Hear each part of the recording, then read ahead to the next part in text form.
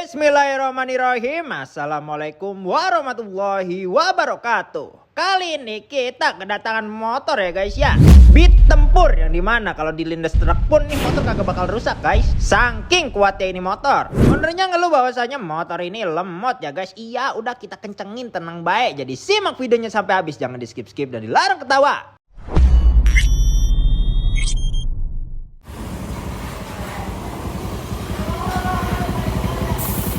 Coba gas tipis yuk.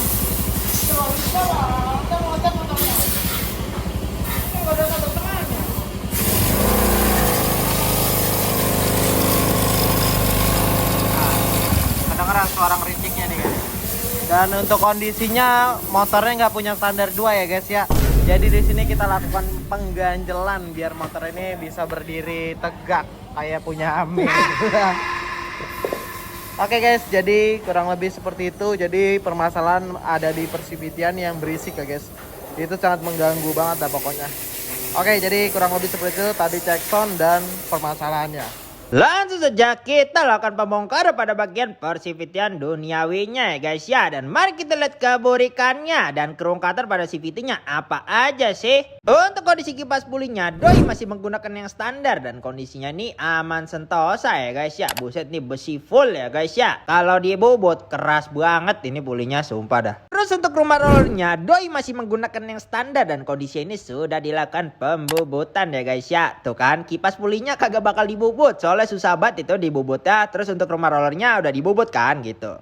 Oke lanjut. Untuk rollernya doi menggunakan RX7 Racing yang ukuran 10 gram ya guys ya. Kondisinya tentunya saja aman sentosa adik. Nah untuk slidernya tentunya seperti biasa udah aus ya guys ya. Gara-gara kemakan usia yang bikin CVT berisik ya guys ya. Nah suara CVT berisik ini deh karena kan seat slidernya ini jadi kudu ganti baru. Terus untuk pulley slidingnya doi masih menggunakan yang standar ya guys ya. Begitupun juga dengan seal pulley slidingnya ini masih aman sentosa nih guys, mantap. Nah untuk kampas gandanya doi sudah menggunakan Daytoni yang karbon ya guys ya. Dan kondisinya pun juga aman sentosa. Begitupun juga dengan per sentrik atau per gandanya ini masih menggunakan yang standar dan kondisinya aman sentosa ya besti. Untuk per CVT-nya doi menggunakan yang standar dan kondisinya pun juga aman sentosa ya guys ya. Begitupun juga dengan mangkok gandanya ini masih standar dan sudah dilakukan pengcustoman dengan cara dibor ya guys. Tapi ini belum dikartel. Tuh ya lo lihat mangkok ganda kalau kampas gandanya Daytona pun itu aman guys.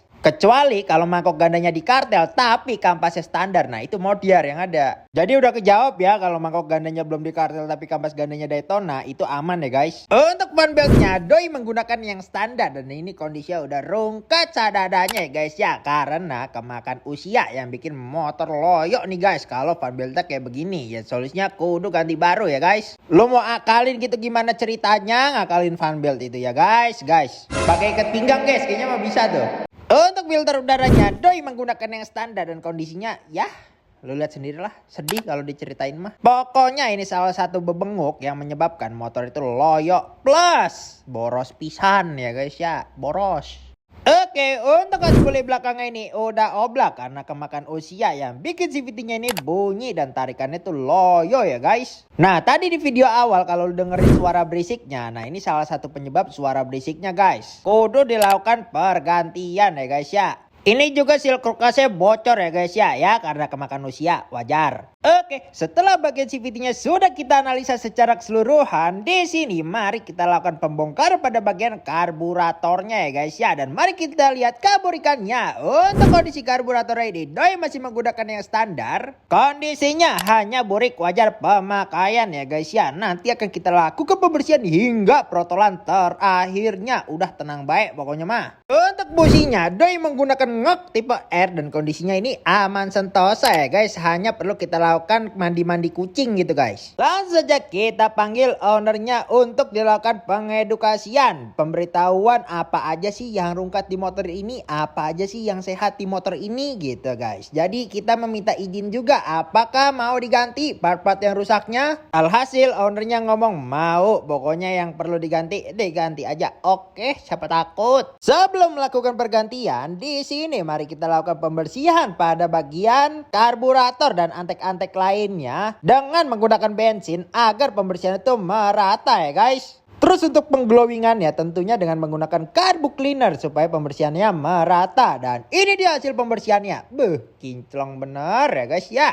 Ora sepele pokoknya mah tuh lu lihat ya, kinclong. Just geng just par. Selanjutnya mari kita lakukan perakitan kembali pada karburatornya ini ya besti. Dan ini dia gambaran ketika karburatornya sudah terakit secara keseluruhan. Just geng just par. Tidak lupa kita lakukan pembersihan juga pada bagian antek-antek persivitian duniawinya secara keseluruhan ya guys ya. Sampai glowing pokoknya mah. Dan ini dia hasil dari pembersihan antek-antek persivitian duniawinya. Ya udah lumayan glowing lah guys ya. Walaupun ada sedikit burik-burik wajar. Nah untuk Silk Rook Asia di sini kita ganti baru ya guys ya. Langsung saja kita lakukan pemasangan pada si Silk Rook Asia ini ke tempat dimana mereka berasal ya guys. Lanjut kita lakukan pembongkar pada bagian as puli yang oblak tadi nih besti. Dan ini dia penampakan dari as puli yang tadi tuh ya guys ya. Yang oblak tadi yang bikin motor juga loyo gitu guys. Tuh ya, nanti akan kita lakukan pergantian. Tentunya kita lakukan pergantian as pulinya menggunakan original dari Honda No WKWK ya guys ya. Dan bearing-bearingnya ini kita gunakan Aspira nih besti. Terus langsung saja kita lakukan pemasangan kembali pada as puli belakangnya ini ya besti. Dan sekarang ketika as pulinya kita goyang-goyangin tuh ya, udah nggak goyang ya guys ya. Adjust geng, adjust par. Terus untuk slidernya DC ini kita ganti baru nih besti. Langsung saja kita lakukan pemasangan kembali pada slider barunya ini ke tutup rumah rollernya. Terus rollernya yang lama tadi juga kita lakukan pemasangan kembali ke rumah rollernya ya guys ya. Tuh ya lu lihat ya, rollernya emang kuat guys untuk RX7 tuh. Pede kalau roller gua. Terus kita lakukan pemasangan juga pada Persivity, puli sliding dan kampas gandanya ya guys ya. Dan tahan pakai kaki burik kalian dan pasang murnya saja langsung ya dadi. Kita kencangkan jangan lupa.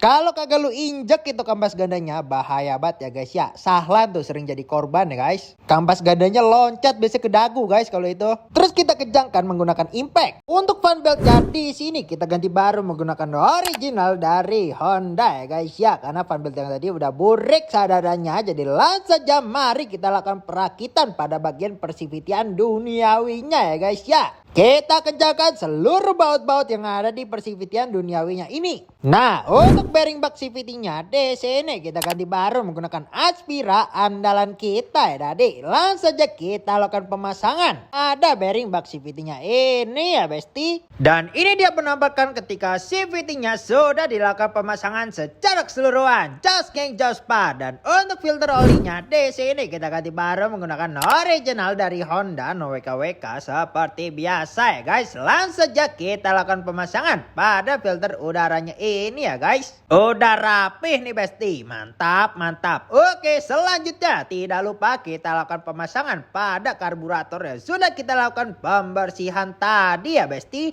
Dan ini dia penampakan ketika karburatornya sudah terpasang dengan baik. Just geng just par. Untuk oli gardannya di sini kita ganti baru menggunakan AHM oil andalan kita. Langsung saja kita lakukan pengisian pada oli gardannya dan ini dia. Atrot. Terus untuk oli mesinnya di sini kita ganti baru menggunakan Cell Advance andalan kita seperti biasa ya Dadi. Langsung saja kita lakukan pengisian pada oli mesinnya nih besti dan ini dia. Acur.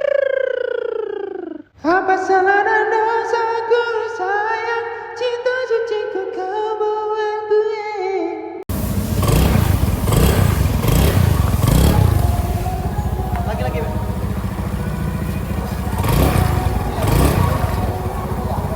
Pendek. Ya.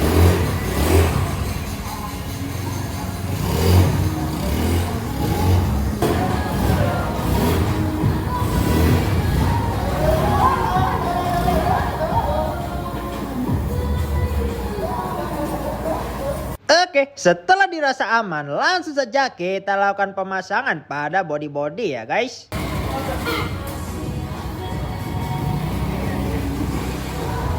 Oke guys, nah kurang lebih seperti itu guys. Perlunya servis bulanan itu untuk mengecek kesehatan pada motor ya guys ya. Baik itu dari mesin, baik itu dari injeksi, baik itu dari karbu, baik itu dari CVT. Nah gunanya servis bulanan itu tuh untuk memaintain, untuk merawat motor supaya lu pakai itu tetap enak gitu setiap lu pakai gitu. Nah saran gue sih lu kalau misalkan mau servis minimal tuh 3 bulan sekali. Tapi kalau lu pakai Jakarta PP tiap bulan apalagi lu ngojol ya sebulan sekali lah, itu paling enak. Soalnya kalau misalkan lu nggak servis ya begini kurang lebih totalannya di akhir gitu kurang lebih. Dan motor lu tuh pas lu pakai juga belum tentu enak terus kalau lu servisnya kayak setahun sekali 2 tahun sekali. Soalnya menurut gue kenyamanan berkendara itu salah satu hal yang penting guys. Oke, untuk total reparasi motor ini secara keseluruhan menghabiskan budget sekitar 850.000 ya guys. Udah semuanya.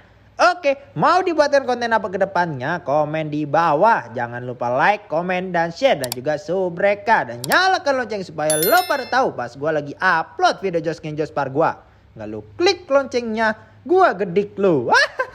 Thanks for watching dan salam Jos Geng Jospar. Wassalamualaikum warahmatullahi wabarakatuh.